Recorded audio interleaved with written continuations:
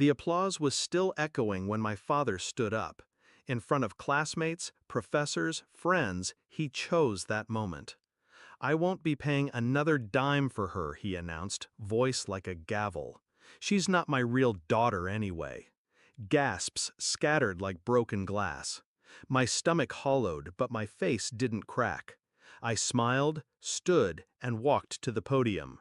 If he wanted theater, I'd give him a show. People always said he adored me. His only girl, they'd whisper. He taught me to tie my shoes, quizzed me for exams, cheered at my soccer games. His pride was my armor.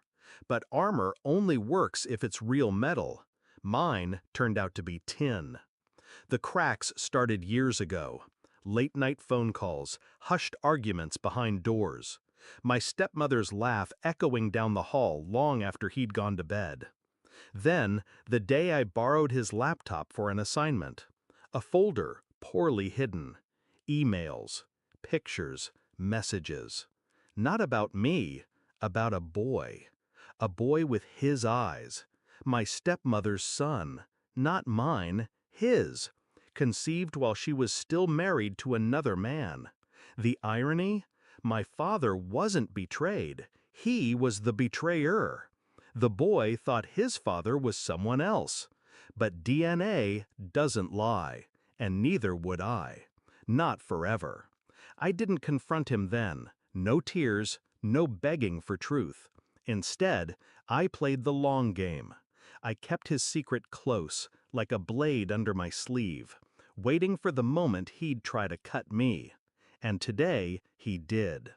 I gripped the microphone, my gown swaying, my voice calm, steady. Since we're sharing DNA secrets, I pulled an envelope from my bag, thick, heavy, the weight of justice. His wife's face drained white. She already knew what I held. Inside, paternity test results. His name, the boy's name, a match, unshakable. Gasps again, sharper this time. The audience leaned forward, hungry.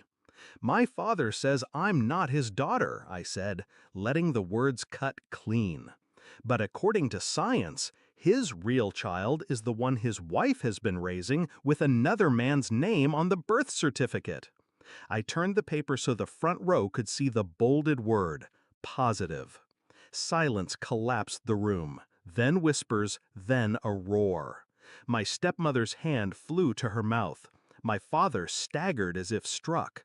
The boy, my half-brother, sat frozen in his seat, his life unraveling in front of strangers. I didn't look at them. I looked at him, the man who had raised me, the man who had humiliated me.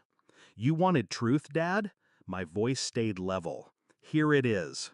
The fallout was immediate. The marriage cracked within weeks.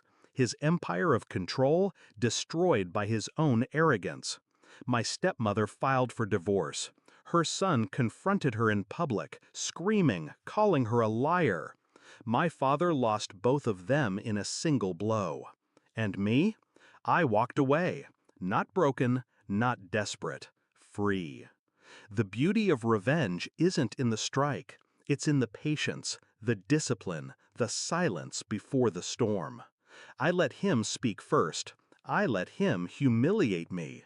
And then I used his own blood to bury him. Now when people talk about that day, they don't remember his words. They remember mine.